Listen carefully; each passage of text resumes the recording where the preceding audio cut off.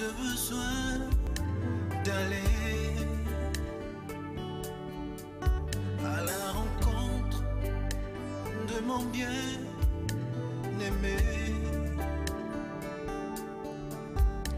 celui qui a rempli mon cœur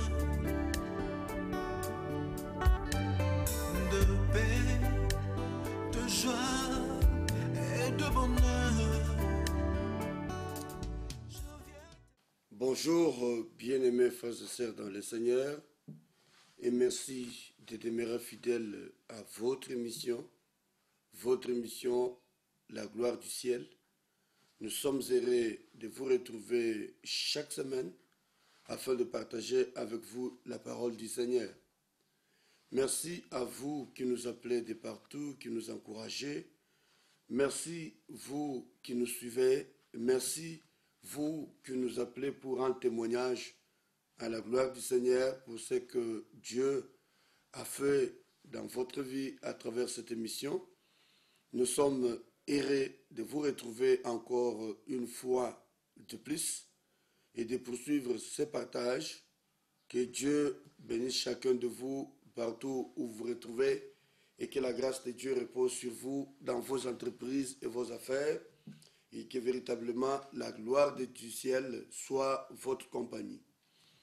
Nous poursuivons notre partage de la parole de Dieu sur l'aspect de ce que nous avions découvert dans 2 Corinthiens chapitre 2 verset 11. Nous lisons afin de ne pas laisser à Satan l'avantage sur nous, car nous n'ignorons pas ses desseins. Cette déclaration de l'apôtre Paul nous a aidé de comprendre beaucoup de choses. Nous avons compris que toute notre vie, nous avons une lutte à mener pour ne pas laisser l'avantage au diable, à Satan, sur notre vie. Pourquoi nous ne devons pas lui laisser l'avantage? Parce que nous connaissons ses desseins. Ça veut dire, en d'autres termes, que nous devons effectivement connaître les desseins de Satan pour ne pas tomber dans ses pièges, lui donner l'avantage, lui permettre de prendre le dessus sur nous et cribler notre vie. Et en rapport avec ce contexte, nous avions découvert que parfois nous ouvrons des portes qui donnent à l'ennemi l'opportunité d'assiéger notre vie, de déranger notre vie et de perturber notre marche. Nous avions évolué pour parler de la question des malédictions dans la vie des croyants, dans la vie des humains, dans la vie de ce que Dieu a créé à son image. Et nous avions dit que la question de malédiction, c'est une question réelle. Mais ce qui nous rassure, c'est que la Bible nous dit, Christ nous a délivrés de la malédiction. Quelles que soient les questions que nous abordons, nous voulons vous donner la lumière sur ce que la parole de Dieu dit, des malédictions qui peuvent par moments planer sur notre vie. Mais nous ne voulons pas vous dire que vous êtes condamnés à la malédiction. Ce que nous voulons, c'est que vous découvriez que face à la malédiction qui talonne votre vie, vous avez une voie de sortie. C'est comme ça que nous parlons depuis quelques semaines de la question liée à la malédiction. Et nous avons, parlant de la malédiction, dit qu'il y a plusieurs types de malédictions.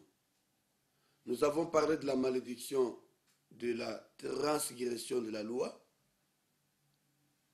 Nous avons expliqué en long et en large que le fait d'enfreindre la loi divine, la loi de Dieu, ouvre la porte à l'ennemi et nous expose à certaines malédictions. Voilà pourquoi nous, qui sommes enfants de Dieu, nous avons besoin d'être éclairés pour que nous sachions de quelle manière nous devons marcher et savoir respecter les prescriptions de Dieu. Savoir marcher dans la volonté de Dieu. Obéir à la parole de Dieu. Afin de nous retrouver protégés et que nous marchions sous la grâce et la bénédiction divine. Il y a un deuxième type de malédiction que nous allons aborder aujourd'hui à travers cette émission. La malédiction du péché. Nous l'avions annoncé la fois dernière, la semaine passée, en terminant la question liée à la malédiction de la transgression de la loi. Nous avions annoncé que nous devrions poursuivre ce partage ou cet enseignement avec ce que nous avons appelé malédiction du péché. Mais il faudra que nous retenions une chose.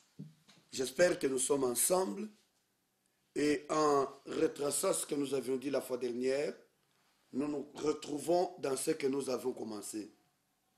Et si vous avez commencé à suivre cet enseignement à travers votre petit écran, j'aimerais que vous le poursuiviez jusqu'à la fin afin que vous compreniez ce que Dieu veut de votre vie et comment il peut vous libérer. Aujourd'hui, nous sommes beaucoup plus tournés à des choses matérielles, les choses de la vie terrestre, mais nous devons savoir que nous devons être libres pour que nous puissions hériter de la grâce de Dieu.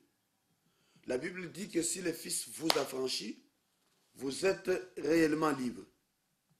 Mais comment se fait-il que vous qui avez donné votre vie au Fils, vous qui marchez avec Dieu, vous vous rendez compte comme si à un certain moment, vous êtes bloqué à des niveaux donnés. Je ne donne pas avantage à l'esprit des blocages, comme les uns en parlent dans leur vie, que je fais face à un blocage. Moi, je sais que celui qui est en Christ, rien ne peut bloquer sa vie. Mais si vous avez pendant le temps que vous avez marché sans Dieu, ou pendant le moment que vous avez connu Dieu, vous ouvrez la porte à l'ennemi, cette porte sera exploitée pour vous soumettre à des conditions de vie lamentables. Et là, l'auteur de votre blocage, c'est vous-même. Il n'y a personne extérieur qui serait venu pour vous imposer un mode de vie. Il est question donc de remettre à l'esprit les textes que nous avons lus dans 2 Corinthiens chapitre 2 verset 11. Que ceci reste votre texte de base par rapport à l'aspect de cet enseignement que nous partageons. Retenez très bien, ça c'est l'apôtre Paul qui dit, pour ne pas donner avantage au diable. Parce que nous connaissons très bien ses desseins. Les desseins de l'ennemi, c'est que toi, tu ne progresses pas. J'aime toujours utiliser l'exemple de Job. Job est enfant de Dieu. Il est béni par Dieu. Il prospère dans sa vie. À tous égards. Comme la Bible dit, je souhaite que tu prospères à tous égards, comme c'est le cas en ce qui concerne l'état de ton âme. Si tu ne progresses pas, c'est qu'il y a un problème de croissance. Et que ce problème de croissance est lié à un microbe, à un virus qui ne vous permet pas d'évoluer. Si sur le plan de la santé, les microbes peuvent perturber l'organisme humain et qu'il peut l'empêcher de progresser, d'évoluer, de grandir, il en est de même en ce qui concerne notre vie spirituelle.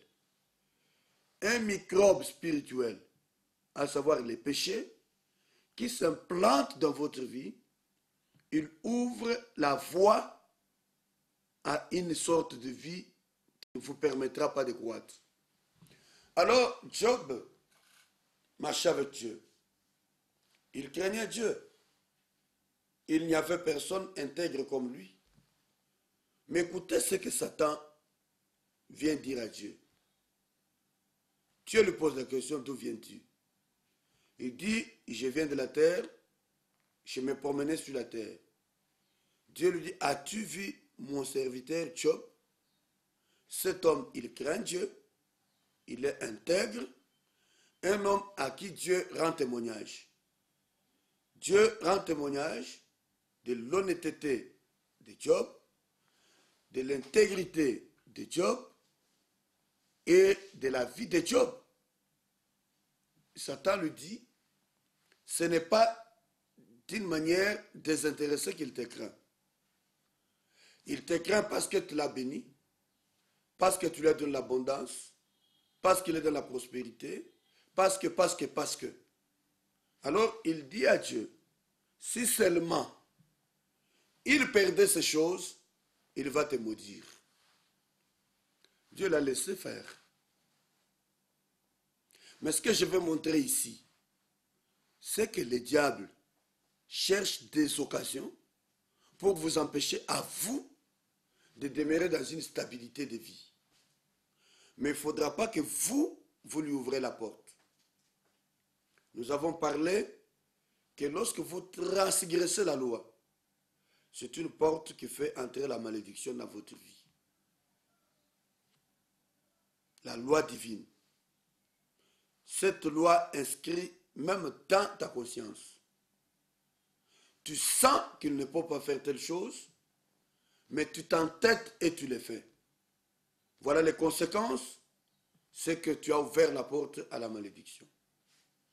Je ne suis pas venu pour te condamner, que tu es sous la malédiction, mais je suis venu pour te révéler l'origine de ta malédiction et t'amener à t'en débarrasser. Comment t'en débarrasser? En prenant conscience de ce que tu es, de ce qu'est ta vie, et en connaissant la porte qui a fait entrer des choses dans ta vie. J'ai toujours dit à des gens, quand un homme, peut-être un chrétien, va prendre une femme prostituée, il va courir avec une femme qui est sorcière, une femme pleine de péchés, ou une femme qui est enfant de Dieu, va prendre un homme fétichiste, sorcier, ou quelque sorte de vie que ce soit. En couchant avec lui, il ouvre la porte à Satan. Parce que la Bible dit, ne savez-vous pas qu'en vous unissant avec une prostituée, vous devenez un même corps avec lui. En devenant un même corps, comprenez bien que le même péché, les mêmes démons qui étaient dans son être, dans sa vie, se transfèrent aussi chez vous. Et parce que vous avez reçu ce transfert, c'est une porte ouverte et vous n'avez plus la sécurité. Vous n'êtes plus protégé. C'est pourquoi nous disons que le péché apporte la malédiction. Voilà pourquoi nous parlons de la malédiction du péché. Nous allons lire un passage. Ésaïe 24, versets 5 et 6. Nous lisons. Les pays étaient profanés par ses habitants, car ils transgressaient les lois, violaient les ordonnances, ils rompaient l'alliance éternelle. C'est pourquoi la malédiction dévore les pays. Et ses habitants portent la peine de leurs crimes. C'est pourquoi les habitants du pays sont consumés et il n'en reste qu'un petit nombre. Est-ce que vous comprenez quelque chose dans ce texte que nous venons de lire? Les pays étaient profanés. Profanés, c'est-à-dire quand on commet le mal, on profane même les lieux sacrés. Vous savez qu'aujourd'hui, il y a même des hommes de Dieu qui profanent les ministères, qui profanent la maison de Dieu, qui profanent l'œuvre du Seigneur à cause de la transgression de loi. Il viole les ordonnances en rompant l'alliance de l'Éternel. Vous vous posez par moments des questions. Pourquoi votre ministère est comme sous une sorte de malédiction? Pourquoi le travail que vous faites pour Dieu ne produit aucun fruit? C'est comme si vous êtes sous une malédiction. Réellement aussi, lorsque vous êtes dans le travail de Dieu et que vous transgressez les lois de Dieu, les lois divines, vous profanez même les lieux saints, parfois même les bureaux dans lesquels vous servez le Seigneur, vous les profanez en commettant des actes horribles. Sachez très bien que vous serez frappé par la malédiction. Et cette malédiction qui a pour origine Dieu. Et la loi, la Bible, elle est claire. Celui qui fait ce genre de choses, il profane la maison de Dieu, il profane les pays. Et là, j'ouvre même une parenthèse, parce que la Bible parle même du pays. Vous savez que lorsque nous avons la responsabilité de gérer, prenons l'exemple d'un cadre restreint, la famille. Moi, je peux profaner la famille à cause de mes actes, mes attitudes et mon comportement. Si nous prenons la famille comme un pays, prenez en considération que tout celui qui a la responsabilité d'un groupe de gens, il peut leur apporter la grâce, comme il peut leur apporter la malédiction, et tout est fonction de ce qu'il mène comme vie et de la vie dans laquelle il est. Vous pouvez être des dieux et vous avez un groupe de gens que vous gérez, qui est sous votre responsabilité. En menant une vie correcte, vous êtes vous-même béni et vous êtes la source de bénédiction pour les autres. C'est ce que Dieu dit à Abraham. Quand Dieu bénit Abraham, il lui dit, je te bénirai partout où tu iras et que tu seras une source de bénédiction. Est-ce que papa ou maman peut être une source de bénédiction pour sa famille ou une source de malédiction? Les deux, c'est possible. Si vous profanez la famille,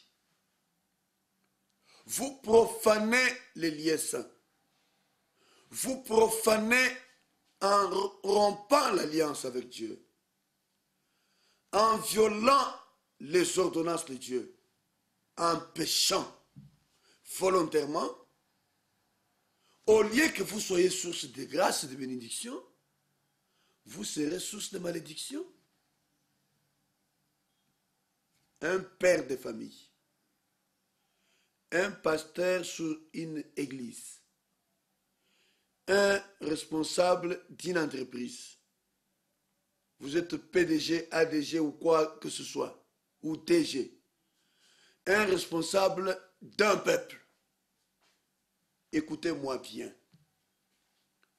Il y a des entreprises qui étaient florissantes. Et depuis un temps, parce qu'ils ont eu un DG ou un PDG qui ne fasse autant qu'à faire des incantations dans les lieux de service, dans des bureaux, ils sacrifient tout au diable. Ils profanent l'entreprise. Ayant profané, la Bible est claire, les pays étaient profanés par ses habitants.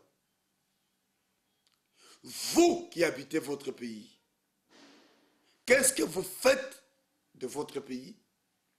Qu'est-ce que vous faites de votre famille? Qu'est-ce que vous faites de votre entreprise? Prenez garde.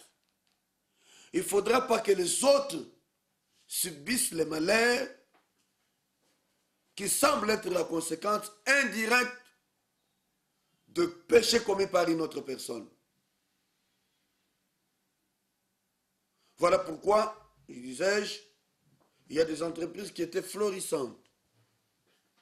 Et aujourd'hui, on ne comprend pas ce qui s'est passé. Parce qu'au sein de ces entreprises, on a profané l'entreprise.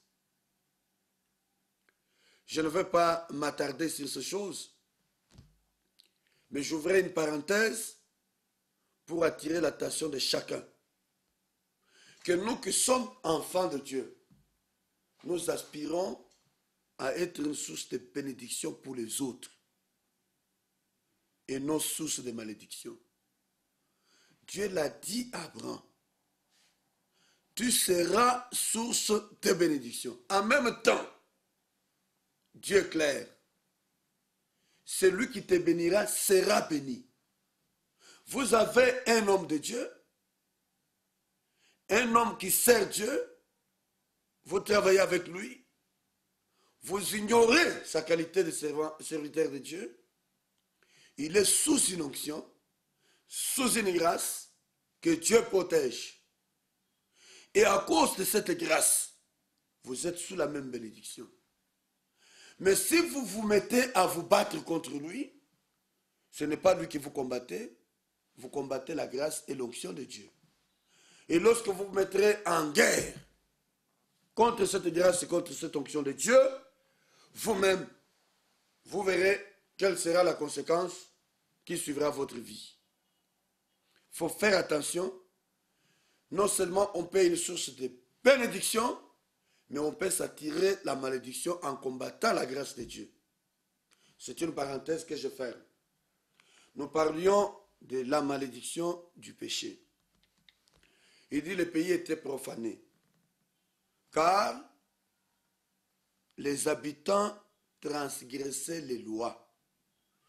Ces habitants violaient les ordonnances. Ces habitants rompaient l'alliance éternelle. Et la Bible dit, c'est pourquoi la malédiction dévore les pays.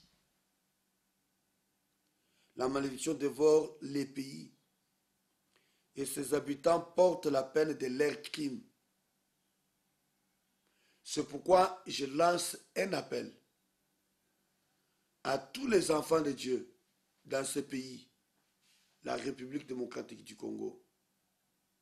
Est-ce que vous vous rendez compte de la situation de la RDC et de ce que nous connaissons? Ce pays que vous clamez toujours riche, qui a des hommes plus intelligents, qui a des gens instruits. Mais la situation que nous vivons dans les pays ne semble pas être comparable aux richesses que nous avons. Nous, habitants de ce pays, nous avons profané le pays en rompant l'alliance éternelle. Nous avons besoin de demander pardon au Seigneur et demander que Dieu délivre ce pays de la malédiction. On ne peut pas vivre 2 ans, une année, sans qu'il y ait des crimes, sans qu'il y ait des problèmes, sans qu'il y ait des situations pénibles et difficiles. L'Est de notre pays est presque comme étant un siège de puissances occultes qui veulent toujours qu'il y ait du sang qui coule. Ça, c'est l'œuvre de l'ennemi. Le diable veut que le sang coule. Parce qu'il se sert de ce sang pour renforcer son pouvoir. Les satanistes, les sorciers qui s'attaquent à ce pays devraient savoir qu'il y a des enfants de Dieu. Mobilisons-nous, prions pour ce pays, afin que Dieu sorte ce pays du bourbier, nous délivre de cette malédiction, que peut-être n'est pas une malédiction à cause de nous, mais à cause de ceux-là qui ont livré ce pays à Satan, qui ont livré ce pays à des puissances occultes, qui ont livré ce pays à n'importe quelle force. Mais nous pouvons sauver ce pays. Je me rappelle à l'époque un témoignage d'un homme qui s'est converti, qui fit parmi des grands hommes politiques de ce pays, à l'époque passée, qui témoigna même des incantations qu'on faisait sur les eaux du fleuve. Comment on envoûtait le peuple congolais à partir des œuvres de ténèbres et des choses qu'on plongeait dans les eaux que tout le monde pouvait consommer. Et lorsque vous entrez dans ça, vous êtes envoûtés. Et c'est comme ça qu'on trouvait des hommes intelligents qui ne pouvaient rien comprendre de ce qui s'est passé. Mais Dieu aime ce pays. Dieu est un Dieu d'amour, un Dieu de grâce, et c'est lui qui sauvera ce pays. Et parce que certains ont livré ce pays, il faut que ceux qui vivent aujourd'hui et qui comprennent ces choses payent en demandant pardon au nom de tous pour que ce pays soit sauvé. Nous n'avons pas besoin que le sang coule toujours. Des âmes innocentes, parfois qui n'ont pas encore connu le Seigneur, qui meurent dans les péchés.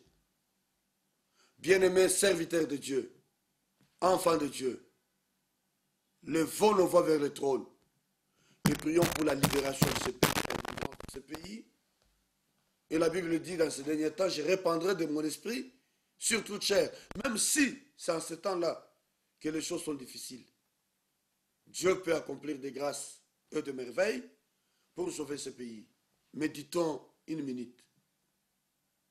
Que Dieu de grâce nous ouvre encore des opportunités pour que nous, nos enfants et les générations à venir jouissent aussi la bénédiction et la grâce de Dieu, mais que nous ne continuions pas toujours dans la malédiction. Que Dieu vous bénisse.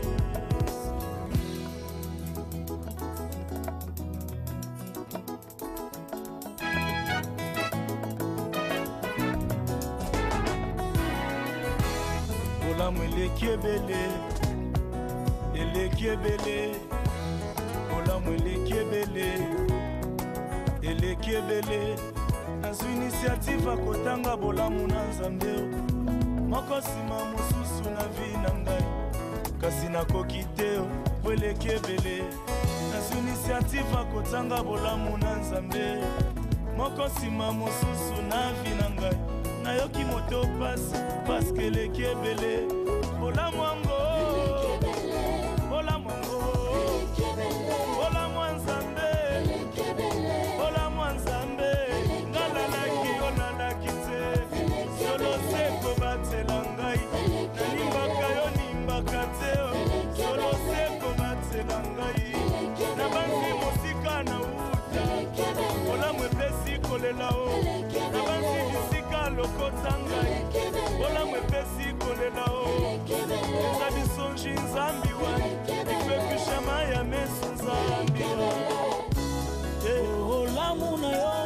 définition ya vie na ngai. Ta bonté c'est l'essentiel de ma vie. Seigneur, Seigneur, osalanga nini apesa na yo nini okena ngawa bolopalata to pe nini bolamu eleki ya mingi yango nayembi na nzembo bolamu na yo na vi na ngai nakokoma yango bisika nini ya solo eleki ebele yoka loyembo ya motema na ngai olamu na vi na ngai olamu eleki ebele vraiment eleki ebele na motema na ngai na kelasi libota na ngai na banzela nakoleka na motema na ngai nzambe na ngai natangi bolamu nokanisa na nasakasi nini natika nakata nalala na mabele nasakasi nini ngai oyo nasakasi nini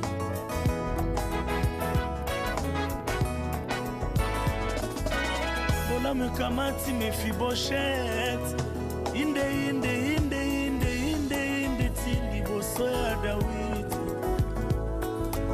bolamu epikoli soni ya libota na ngai oyo lokola bapikolaka manyoko ata bato asa etikali te ngo yao bolamu epikoli soni na bomoi ya Dawidi elongoli esoni na miso ya bato ata batrase ya moto azamba etikala te o nalingaka bolamu mpo elongolaka batrase nyonso eloni makambo ya sika vraimen bolamu ya Yawe o bolamu ya Shama nalalaki olalaki te solo se kobatela ngai nalimbaka yo limbaka te o solo se kobatela ngai eza nyonso na mbala moko Yesu mpona la vi na ngai oza papa na ngai oza yaya na ngai yondo liesaka ngai oyo yondo bokolaka ngai yondo tangisaka ngai yondo salisaka ngai nakopima yo nzembo nanga Yesu oyo oza malamu mpona nga Yesu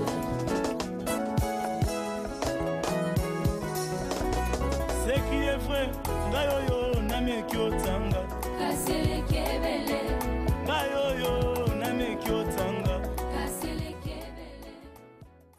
Alors, bien-aimés dans le Seigneur, nous disons à travers ce texte d'Ésaïe 24, versets 5 et 6, que le pays, parce qu'il était profané,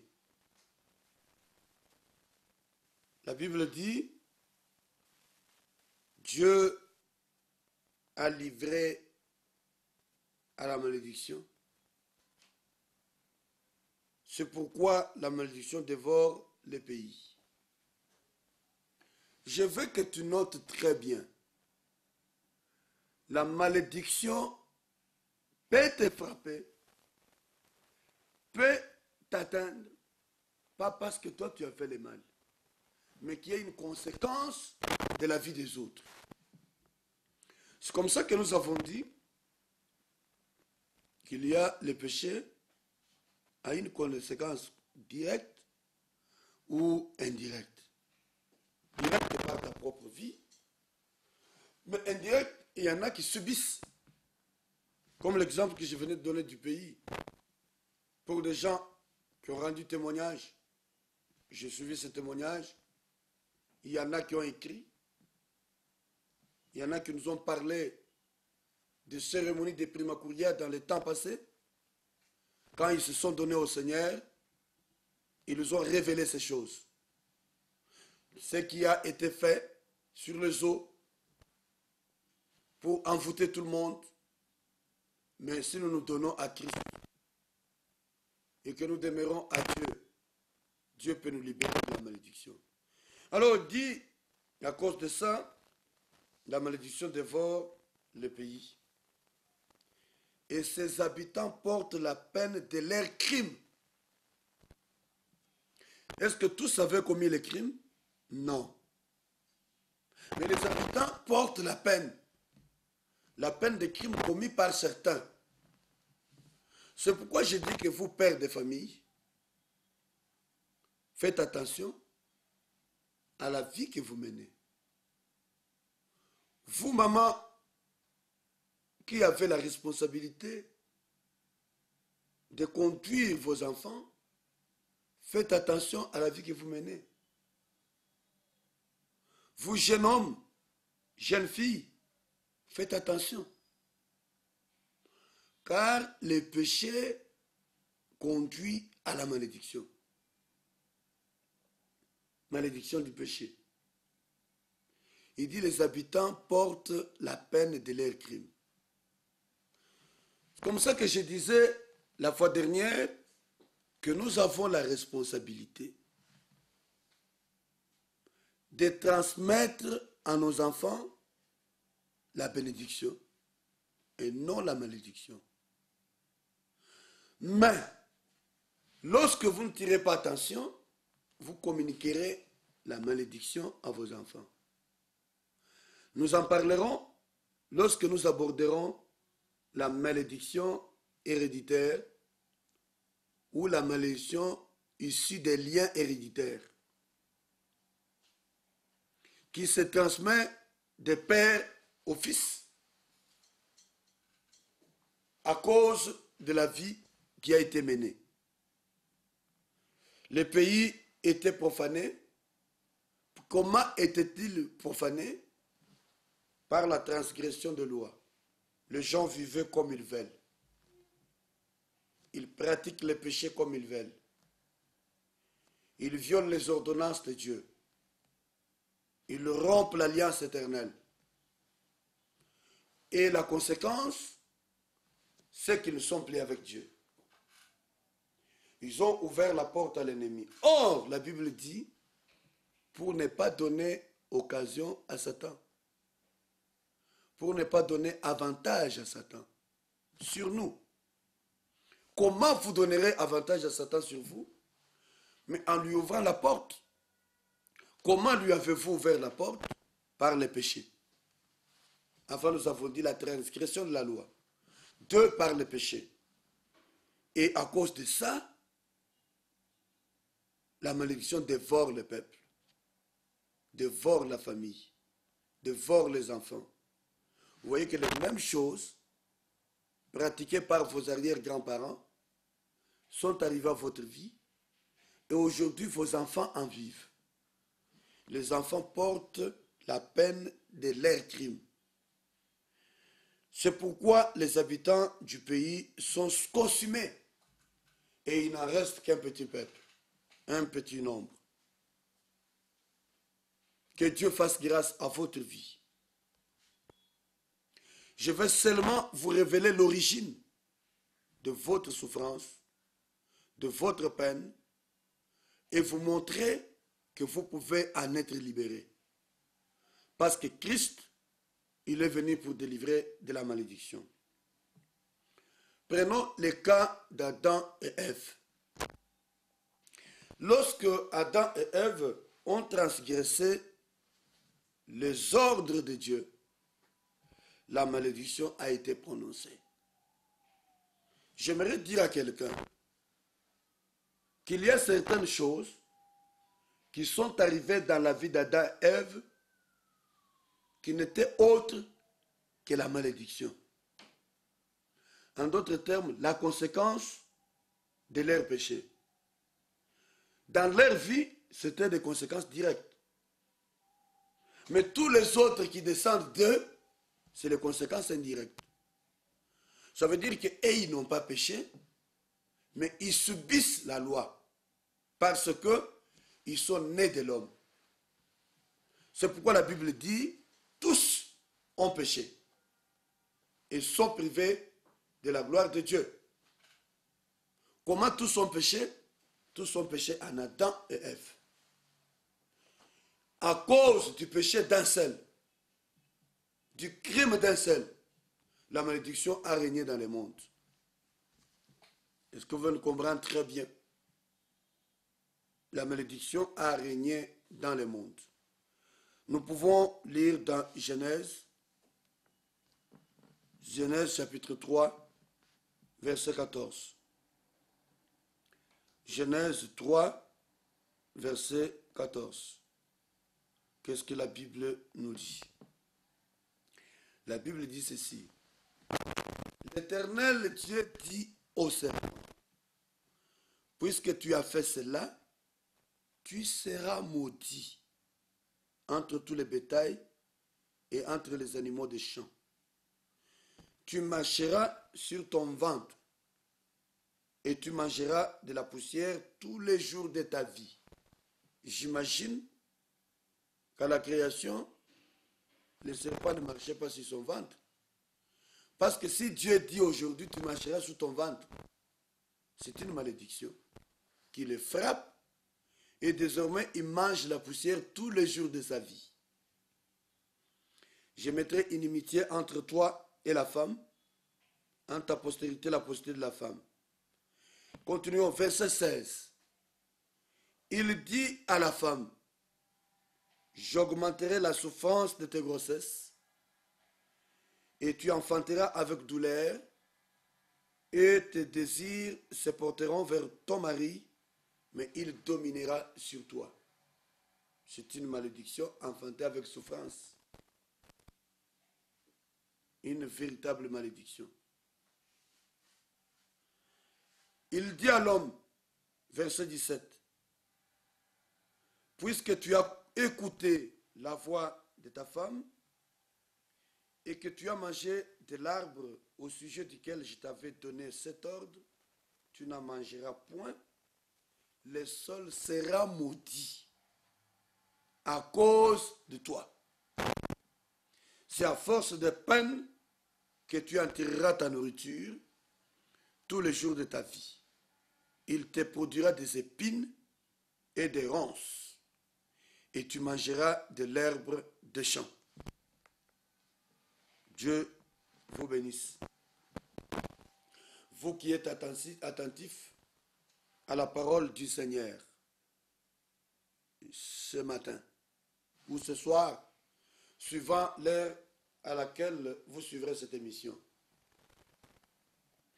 Donc, avant, Adam et Ève étaient créés bénis. C'est eux qui étaient la cause de leur malédiction. Ils ont ouvert la porte à l'ennemi. Comment? En transgressant la loi de l'Éternel. Il dit, puisque tu as fait cela, tu seras maudit. Donc ça, c'est la malédiction du péché. Frères et sœurs, bien-aimés dans le Seigneur, conduisez-vous d'une manière digne, afin de ne pas donner occasion à Satan de dominer vos vies. Mais restez soumis au Seigneur et honorez le Dieu Tout-Puissant. C'est lui qui vous a créé.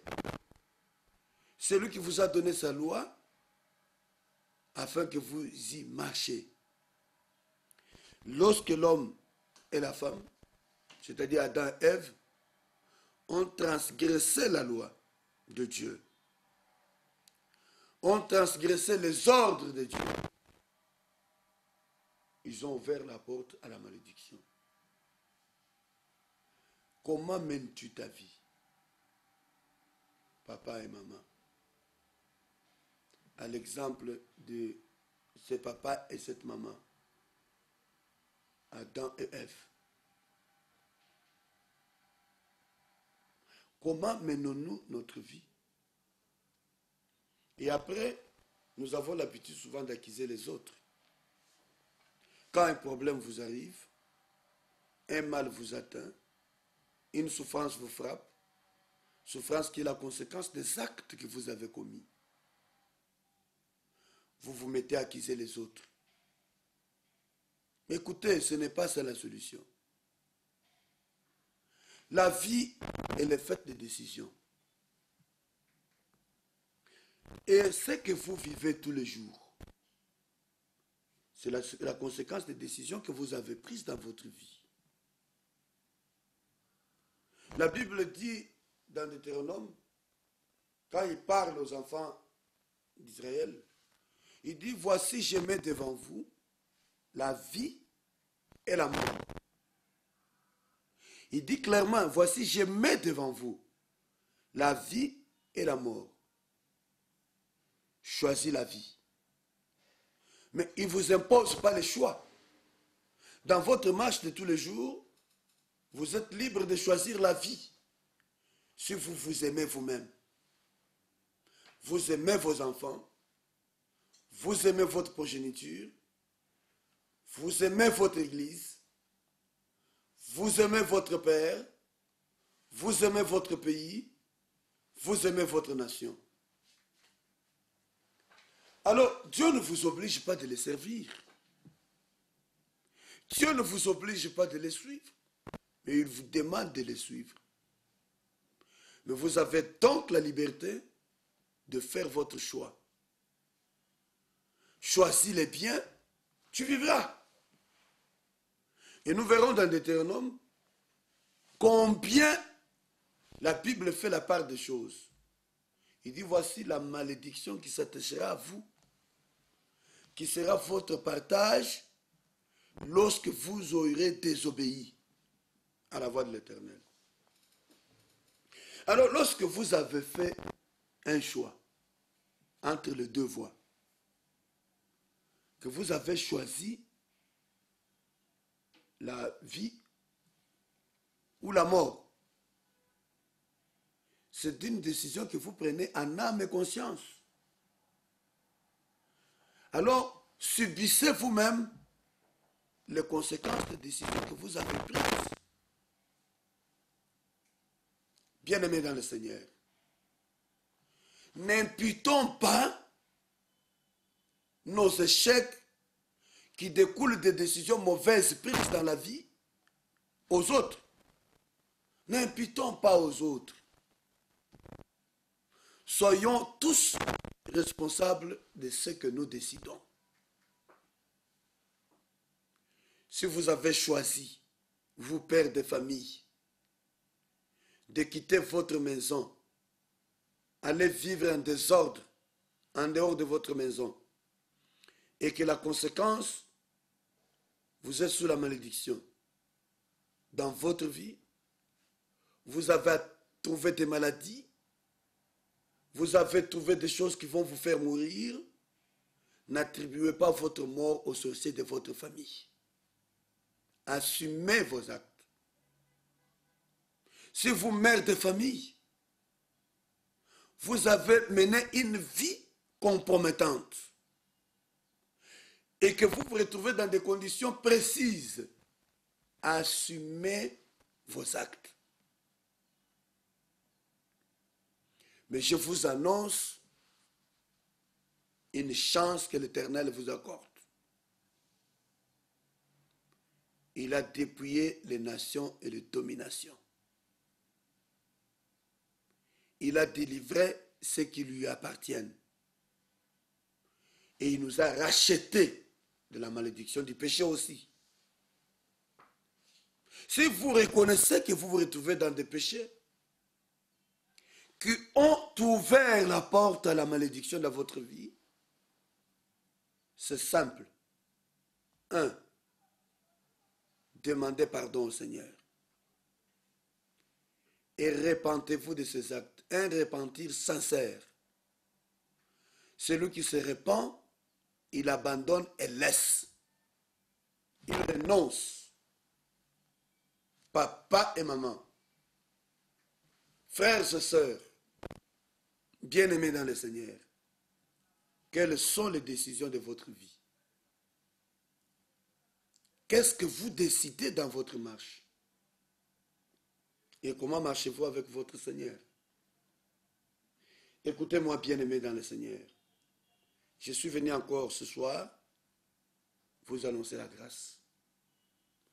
Vous pouvez faire un bon choix. Il y en a qui pleurent à cause du choix. Il y en a qui chantent à cause du choix. Il y en a qui jubilent à cause du choix. Mais tout dépend de quel choix vous avez fait. Votre choix déterminera votre avenir. Mais si vous avez fait mauvais choix, n'imputez pas les conséquences de vos décisions à d'autres personnes. Assumez vos responsabilités, revenez au pied du Seigneur, demandez pardon au Seigneur, repentez-vous de vos fautes, renoncez à ces choses, il est fidèle et juste pour vous pardonner et vous libérer de la malédiction contractée par le péché. cherchez un homme de Dieu, sérieux, qu'il prie pour vous, qu'il vous aide à vous en libérer. N'ayez pas honte de parler des pratiques que vous avez eues. Parlez-en à un homme de Dieu pour qu'il vous prie, et prie pour vous et que vous soyez libérés. Car maintenant que vous connaissez l'origine et la porte, vous pouvez en être libérés. Nous allons continuer cet enseignement dans notre émission de la semaine prochaine. Aujourd'hui, nous sommes arrivés à la fin. Faute de temps, nous ne pouvons pas poursuivre. Vous avez nos numéros sur le petit écran et vous avez l'adresse de notre église. Vous avez besoin de moi, appelez-moi. Vous avez besoin de prier, prier avec moi, contactez-moi. Mais si vous êtes dans une église et que vous vous rendez compte que ce que vous pratiquez vous a conduit là où vous êtes, voyez votre pasteur, expliquez-lui votre situation. N'ayez pas honte de lui parler. C'est pour ça qu'il a été établi, pour vous libérer de la malédiction par l'onction et la grâce que Dieu lui a accordée. Voilà, nous sommes arrivés à la fin de l'émission d'aujourd'hui. Que Dieu vous bénisse et à la prochaine. Je sens ce besoin d'aller à la rencontre de mon bien.